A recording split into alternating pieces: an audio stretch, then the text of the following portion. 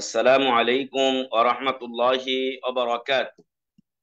আলহামদুলিল্লাহ ওয়াস সালাতু ওয়াস সালামু আলা রাসূলিল্লাহ ওয়া আলা আলিহি ওয়া সাহবিহি ওয়া আলহামদুলিল্লাহ মান ওয়া- ওয়াসসালাতু ওয়াসসালাম। ডবল হচ্ছে কেন? আলহামদুলিল্লাহ ওয়াস সালাতু ওয়াস সালামু আলা রাসূলিল্লাহ ওয়া আলা আলিহি ওয়া সাহবিহি ওয়া মান ওয়ালাহু, আম্মা বা'দ। সম্মানিত উপস্থিতি দিনী ভাইরা, সময় আপনাদের কম, যেহেতু সময়টা একটু চেঞ্জও হয়েছে। আমরা সংক্ষিপ্ত আকারে কিছু কথা আপনাদেরকে বলতে চাই। সেটা হলো, কিছুদিন পূর্বে আমরা পবিত্র মাহে রমজান এটা অতিক্রম করে এসেছি। অতএব রমজান পরবর্তী কিছু করণীয় আমাদের আছে। সে করণীয় গুলো আমাদের পালন করা উচিত। তো মহান রব্বুল আলামিন যেন সেই করণীয় গুলো আমাদেরকে পালন করার তৌফিক দান করেন, আল্লাহুম্মা আমিন। আমি সেই ক্ষেত্রে এক নম্বরে বলবো সংক্ষিপ্ত ভাবে, যে এক নম্বরে আমাদেরকে তাকওয়ার দিকে খেয়াল রাখতে হবে। তাকওয়া, কারণ সিয়াম ফরজের অন্যতম উদ্দেশ্য ছিল বা প্রধান উদ্দেশ্য ছিল তাকওয়া অর্জন। সূরাতুল বাকারার 183 নম্বরের আয়াতে সিয়াম ফরজের পরে শেষে বলা হয়েছে লাআল্লাকুম তাত্তাকুন, যাতে তোমরা পরহেজগারিতা, আল্লাহ ভীরুতা অর্জন করতে পারো। আর তাকওয়া হলো সদা সর্বদা যেখানেই আমি থাকি না কেন আল্লাহকে ভয় করে ন্যায়ের উপরে আমল করা, অন্যায় পরিহার করা। অল্প এই আল্লাহকে ভয় করা এবং কোরআন ও হাদিস অনুযায়ী আমল করা, অল্পে তুষ্ট থাকা, মৃত্যু পরবর্তী জীবনের জন্য প্রস্তুত থাকা, এগুলোর সমন্বয় হলো তাকওয়া ও পরহেজগারিতা। তো এটা অবশ্যই অবলম্বন করতেই হবে আমাদেরকে। কিয়ামতের দিন যেই আমলগুলো মানুষকে সবচেয়ে বেশি জান্নাতে নিয়ে যাবে এবং নেকির পাল্লাকে ভারী করবে, তার অন্যতম একটি হলো আত্তাকওয়া বা পরহেজগারিতা, আল্লাহ ভীরুতা। এই পরহেজগারিতার ভিত্তিতেই আল্লাহর কাছে মানুষ সম্মানিত হয়। দুনিয়ার চাকচিক্য, ধন দৌলত, এগুলোর মাধ্যমে আল্লাহর কাছে সম্মানিত হওয়া যায় না।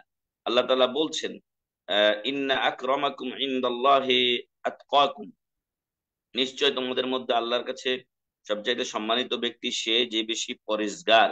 এছাড়াও বলা হয়েছে, রাসূল সাল্লাল্লাহু আলাইহি ওয়াসাল্লাম বলছেন, লা ফাদলা লি আরাবিয়্যিন আলা আজামিয়্যিন ইল্লা বিত্তাকওয়া, যে আরবের কোনো ফজিলত নেই অনারবির উপরে, আরবির কোনো ফজিলত নেই অনারবির উপরে তাকওয়া ছাড়া।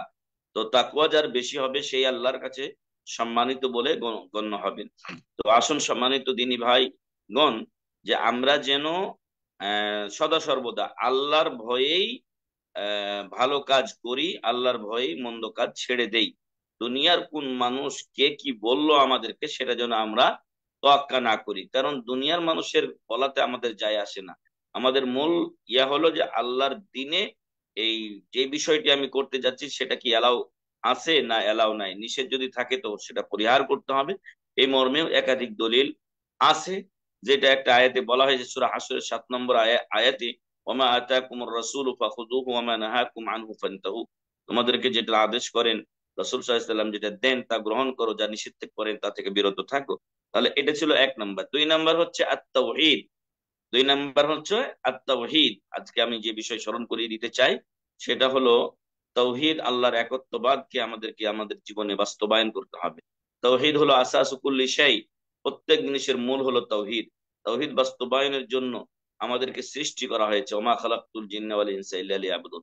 তাওহীদ বাস্তবায়নের জন্য নবী রাসূলদেরকে প্রেরণ করা হয়েছে। আল্লাহ বলছেন, ওয়ালাকাদ বাআসনা ফি কুল্লি উম্মাতির রাসূলান আন ইবুদুল্লাহ ওয়াজতানিবুত তাগুত, প্রত্যেক উম্মাতের কাছে আমি একজন রাসূল প্রেরণ করেছি এই জন্য, যাতে তোমরা আল্লাহর ইবাদত করো এবং তাগুত, আল্লাহ ছাড়া যার পূজা করা হয় তা থেকে তোমরা বিরত থাকো। যে ব্যক্তি লা ইলাহা ইল্লাল্লাহ, এই কালিমা অন্তর থেকে খাঁটি নিয়তে বলবে, তার পিছনের গুনাহগুলি মুছে যাবে, এক হাদিস। আর এক হাদিস বলছে যে তার দাখালাল জান্নাহ, সে জান্নাতে যাবে।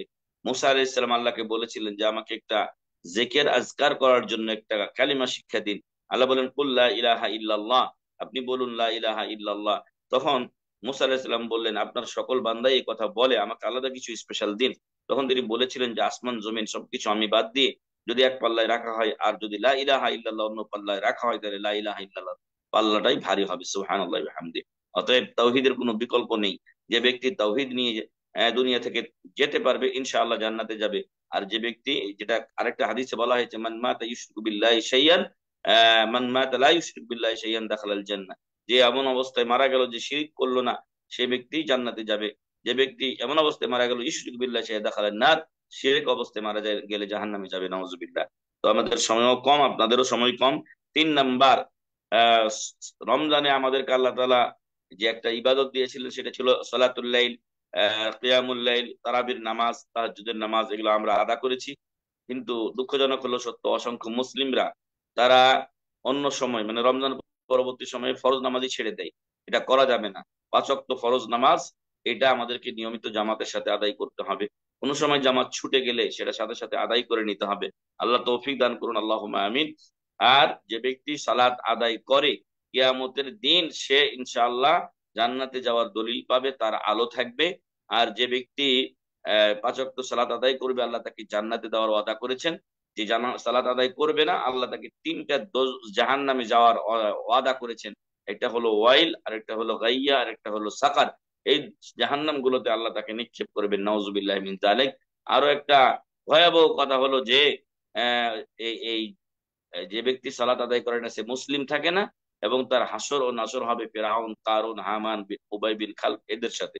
তো সম্মানিত উপস্থিতি, আপনারা আমরা 5 ওয়াক্ত নামাজ পড়বো, আমাদের অধীনস্থদের দিকে খেয়াল রাখবো, সাথে সাথে আমরা এই 5 ওয়াক্ত সালাতের দাওয়াত অন্যের কাছে পৌঁছে দেওয়ার চেষ্টা করব ইনশাআল্লাহ।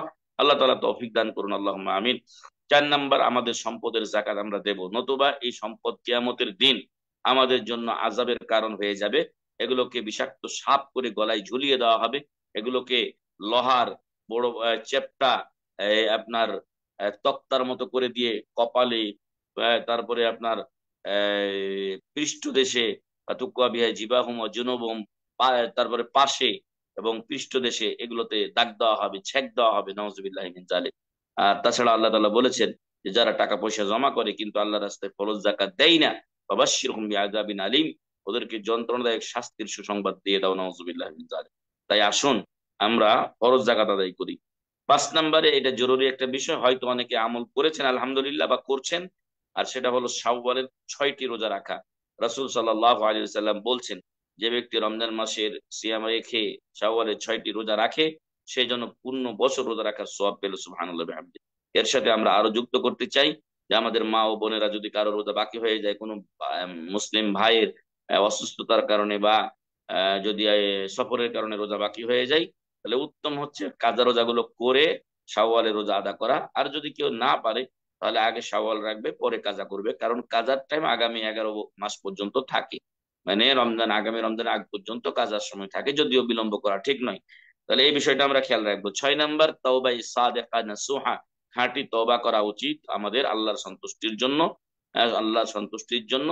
এবং যখন তওবা করব তখন ইখলাস ঠিক রাখতে হবে, আল্লাহর খুশির জন্য, আল্লাহর সন্তুষ্টির জন্য পাপ কাজকে পরিহার করার নিয়তেই তওবা করতে হবে। 2 নাম্বার, তাকওয়া।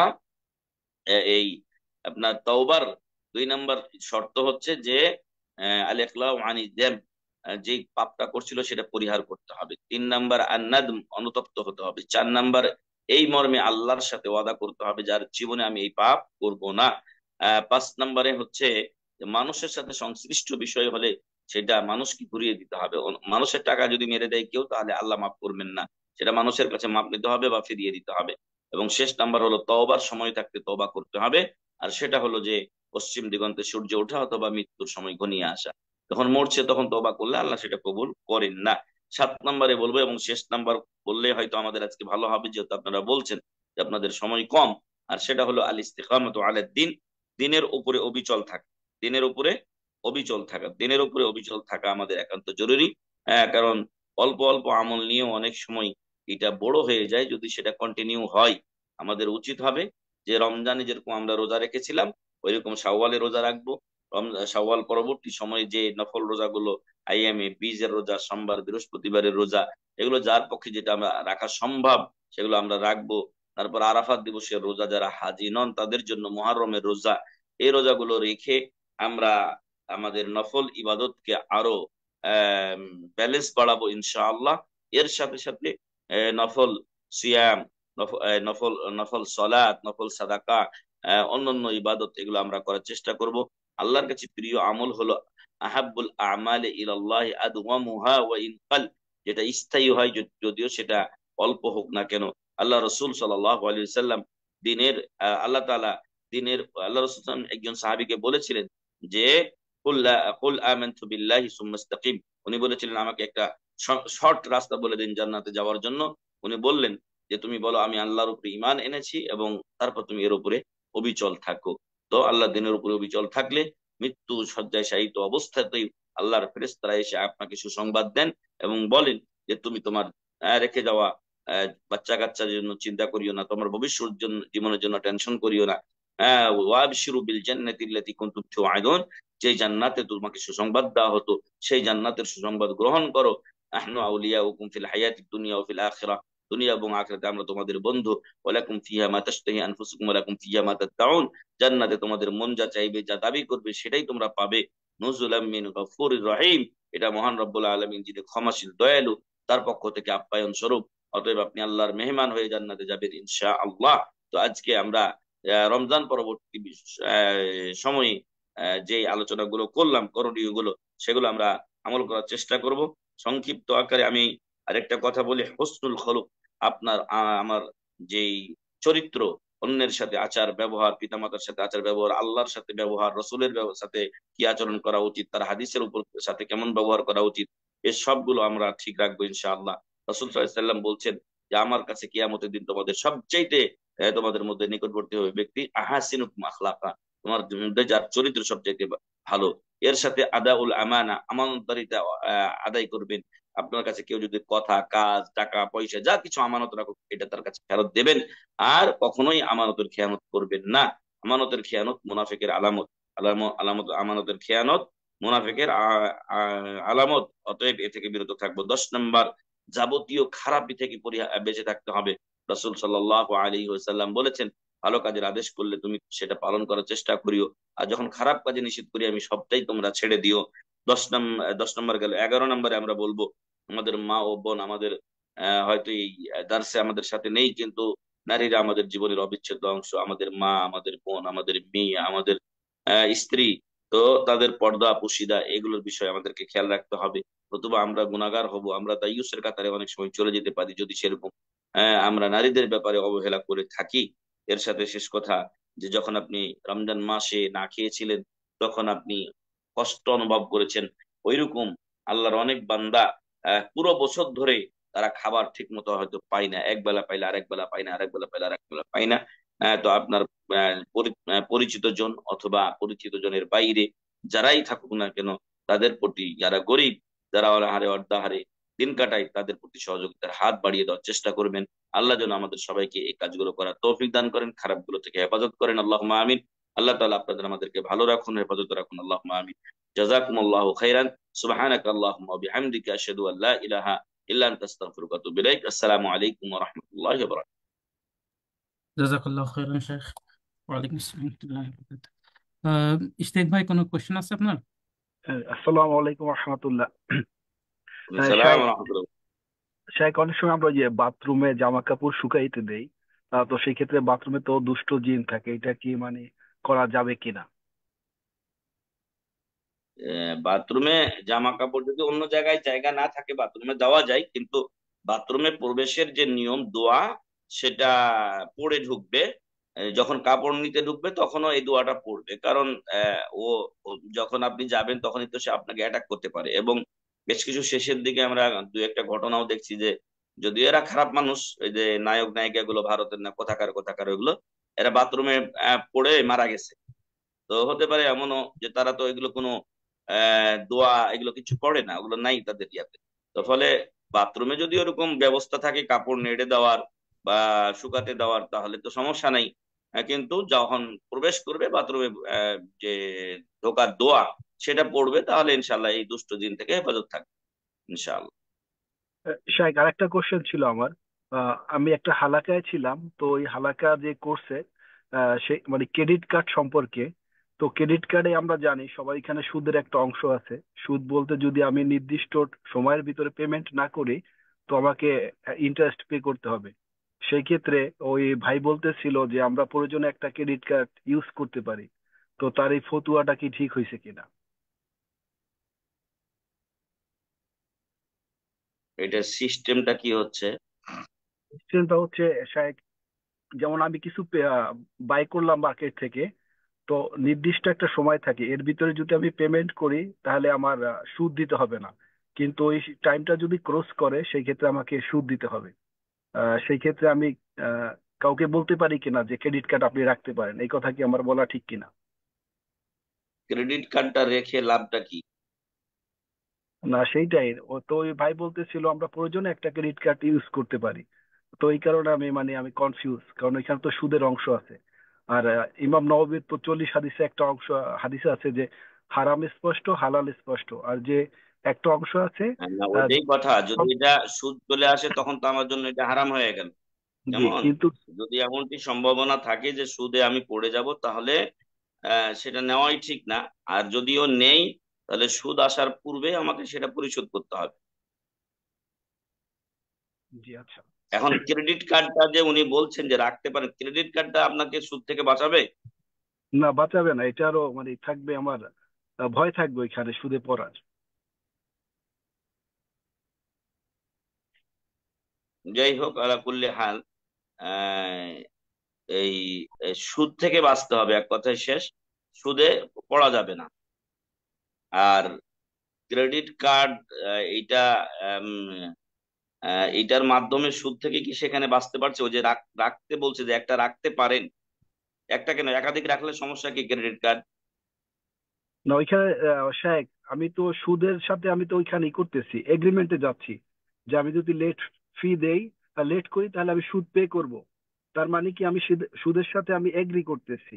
মানে এটা তো আবার থাকাই উচিত না, কিন্তু তারপরে অনেকে আছে রাখে, আমাদের অনেকে পাই না, আমাদের সমস্যা হয় অনেক সময়, তো রাখা লাগে। কিন্তু আমি কি কাউকে বলতে পারি কিনা আপনি একটা রাখতে পারেন আপনার প্রয়োজনে? এখন হ্যাঁ, ওইটাই কথা হলো যে এখন যদি আমি অনন্য পাই হই, যে এই জিনিসটা আমার বাড়িতে দরকার, ওটা না হলে এখন চলছে না, আমার বাচ্চা কাচ্চার খাবার দাবারের ব্যবস্থা আমি করতে পারছি না, ঠিক আছে, তো আমি আহ ওইটা তো অবশ্যই ঠিক নয়, কিন্তু আপনারা এমন একটা দেশে আছেন, সেটা সিস্টেমটাই এটা, বুঝে আসছে কি? তো এটা যাওয়া উচিত নয়। এখন আমি যদি যেতে না পারি, মানে চলতে না পারি, অনন্যপায় হয়ে যায়, তো আমি ইনক্রিমেন্টটা করি, তারপরে আমি সুদের আগে আমি পরিশোধ করে দেই।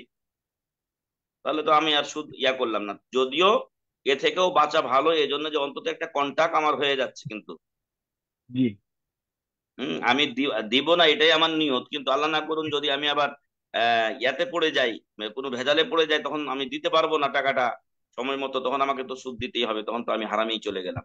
তো এই জন্য এ থেকে বাঁচার জন্য যত উপায় অবলম্বন করা দরকার সেগুলো আমাদের করতে হবে। এই হলো। জাযাকাল্লাহু খাইরান। তো ঠিক আছে, আজকে আমরা শেষ করি। জাযাকুমুল্লাহ খাইর। জাযাকাল্লাহু খাইরান শেখ। আসসালামু আলাইকুম আচ্ছা, ওয়া রাহমাতুল্লাহি ওয়া ওয়ালাইকুম বারাকাতুহু। সালাম, সুবহানাক আল্লাহুম্মা ওয়া বিহামদিকা আশহাদু আল্লা ইলাহা ইল্লা আনতা আস্তাগফিরুকা ওয়া আতুবু ইলাইক। আসসালামু আলাইকুম ওয়া রাহমাতুল্লাহি ওয়া বারাকাতুহু।